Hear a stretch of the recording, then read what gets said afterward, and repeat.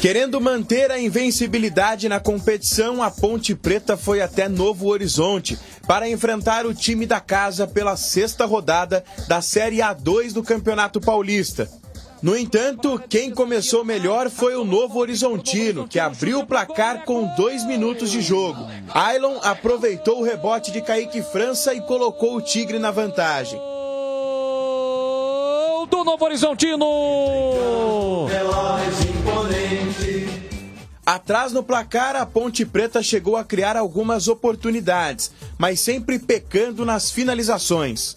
Primeiro com Gé, que desperdiçou o belo passe de Elvis. Depois com Fraga, que tirou tinta da trave na finalização de fora da área. E se a situação já estava complicada, ficou ainda mais difícil com a expulsão de Guilherme Souza. O zagueiro puxou Rodolfo, interrompendo o ataque dos donos da casa. Apesar da vantagem numérica e também no placar, o Novo Horizontino não se mostrou satisfeito e buscava o segundo gol. Renan Gorni aproveitou o belo cruzamento na área e só não ampliou por conta da boa defesa de Kaique França. A Ponte Preta voltou a assustar na cobrança de Elvis, mas no rebote, Amaral isolou por cima do gol. Já na segunda etapa, o Novo Horizontino começou igual o primeiro tempo e viu o Jean Carlos fazer um gol contra no primeiro minuto. Rodolfo! Gol do Novo Horizontino! Aos 4 minutos, o Tigre chegou novamente ao ataque e viu Renan Gorni liquidar a partida em Novo Horizonte. O atacante aproveitou a cobrança de escanteio e de costas desviou para o gol pontepretano. Renan, o centroavante, tem a 9 estampada na camisa. No final da partida, a Macaca até chegou a balançar as redes, mas Dudu estava impedido e o Bandeira anulou o gol. Final de jogo em Novo Horizonte e fim da invencibilidade da Ponte Preta na competição. Apesar da derrota, a Macaca segue na primeira colocação, mas agora a vantagem é de apenas 2 pontos. Muito bem, tá aí a matéria sobre a derrota da Ponte, a primeira derrota nesse Campeonato Paulista da Série 2 na 6ª rodada. E uma curiosidade, daqui a pouquinho vamos trazer os resultados. O Juventus, que também iniciou esta rodada como invicto ao lado da Ponte, acabou sendo derrotado também nesta rodada pelo São Caetano. CH, eu começo com você. Como é que você avalia este resultado negativo, a Ponte perdendo a sua primeira partida na Série 2? Nós não podemos deixar de enaltecer o jogo que fez o Novo Horizontino. Isso é um fato. Estava lá presente, concentrado, não é? Aproveitou as deficiências da Ponte, aonde a Ponte tinha problema, o Novo Horizontino soube com inteligência levar proveito. Agora, o Novo Horizontino também, e eu fiz essa introdução, foi beneficiado pelos erros individuais que a Ponte cometeu. Erros de atenção, de marcação que não existe. Partindo de Giancarlo, miolo de zaga, volância, o time da Ponte ficou no hotel. Não é? E eu não estou aqui com esse comentário desmerecendo a vitória absolutamente correta e sem nenhuma discussão do time da casa. Agora, a Ponte não joga só isso. Pelo menos foi o que eu assisti no início do campeonato até agora. Esqueceu? Não. Os problemas afetaram? Afetaram. Eu achei que os desfalques que a Ponte tem não seriam desta maneira sentidos. E foram. Foram determinantes para a vitória do Novo Horizontino. Agora é virar a página. É o tipo do jogo, Bolis, que você tem que esquecer. Porque realmente ontem foi o circo dos horrores, a 15ª potência. E para você, Tigrão, que esteve comentando o jogo ao nosso lado, também ao lado do Gleger Zorzin, na transmissão pela Rádio Bandeirantes, como é que você avalia esta derrota da Ponte ontem na cidade de Novo Horizonte por 3-0? Bom, o que me causa uma certa perplexidade e indignação é o seguinte: a gente não convive com os jogadores, não vê treinamento, não concentra. E quem que pode aqui, em sã consciência, questionar o belíssimo trabalho que o Hélio dos Anjos vem fazendo na Ponte nesse ano de 2023? Ninguém. 100% de aproveitamento, ajustou o time e tal. O que aconteceu foi o seguinte: num mesmo compartimento de 4, a linha de 4 defensores, a Ponte perdeu 2. Perdeu o Arthur e perdeu o Matheus Silva. Neste contexto, essa é a questão da perplexidade de minha parte. Neste contexto, eu não escalaria o Jean Carlos, porque seria uma temeridade. Só que falar aqui, foi 3-0, poderia ter sido 4 ou 5, e nós elegemos por unanimidade o Kaique França como o melhor jogador em campo, pelo lado da Ponte, até porque ninguém jogou nada, foi mais por eliminação, por absoluta falta de outra opção. Mas nós falamos antes, não é agora que o placar está consolidado, ou depois do jogo. Nós todos aqui, eu pessoalmente venho falando desde o momento em que o Matheus Silva tomou o terceiro cartão amarelo e estava suspenso, e que o Arthur sentiu e foi substituído no jogo contra o Taubaté, onde a Ponte venceu por 2-1. Não é jogo para o Jean Carlos, nada contra o Jean Carlos. Jean Carlos é bom jogador, tem boa técnica, mas ele ainda marca mal, ele ainda não está pronto, ele ainda não tem a confiança que precisa ter e a personalidade que precisa ter para um jogo pesado desse, onde todos nós sabíamos que Eduardo Batista ia jogar o Novo Horizontino para cima da Ponte.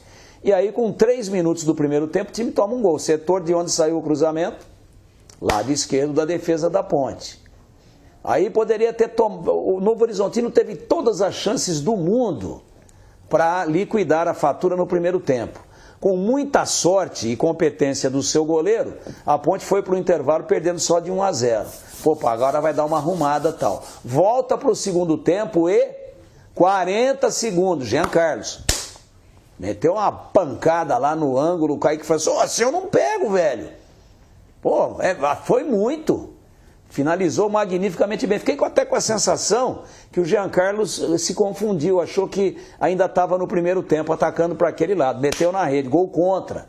Acabou o jogo ali, sem deixar de citar que o Guilherme Souza foi expulso a 29 minutos do primeiro tempo, numa pichotada dele, mas antes dele, do Thiago Oliveira, né, que perde a dividida, vai e tal. Eles chegaram a trombar no lance.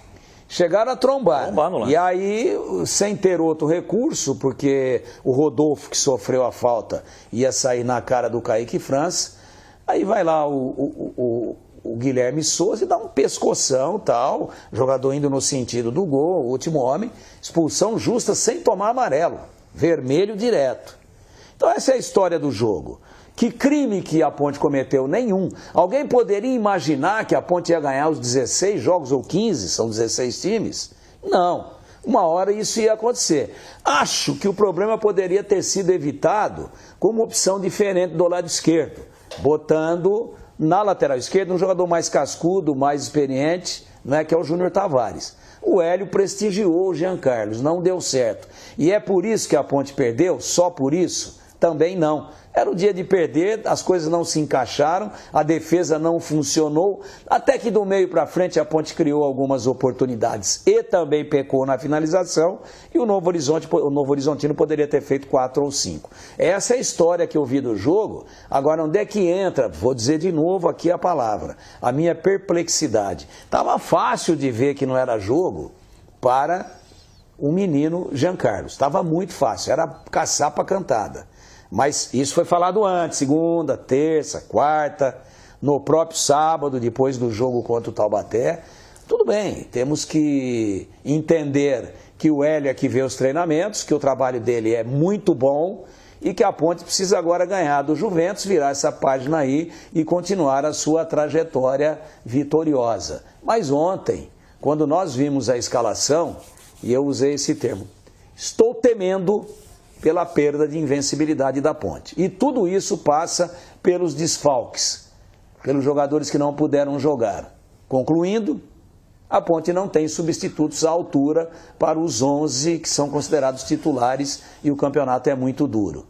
Mas a campanha é muito boa, a Ponte continua liderando e tem que ganhar agora, dentro de casa, e tomara que possa ter todos à disposição do treinador, que aí o time está encaixado e deve ganhar do Juventus. É assim que eu vejo, sem drama, sem vir aqui dizer que está tudo errado. Não tem nada errado.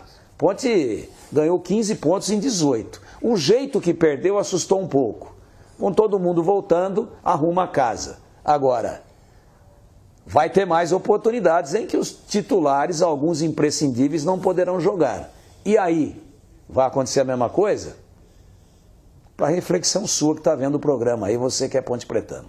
Olha, o Elvis ontem foi substituído no intervalo, pelo menos não há nenhuma informação se ele sentiu algo, foi uma opção do Hélio. Lembrando que o Elvis estava pendurado, né? Entrou o jogo pendurado com 2 cartões, poderia desfalcar a Macaca para o jogo contra o Juventus. Sabe a sensação que eu fiquei? Bom, Ó, esse cara tá pendurado.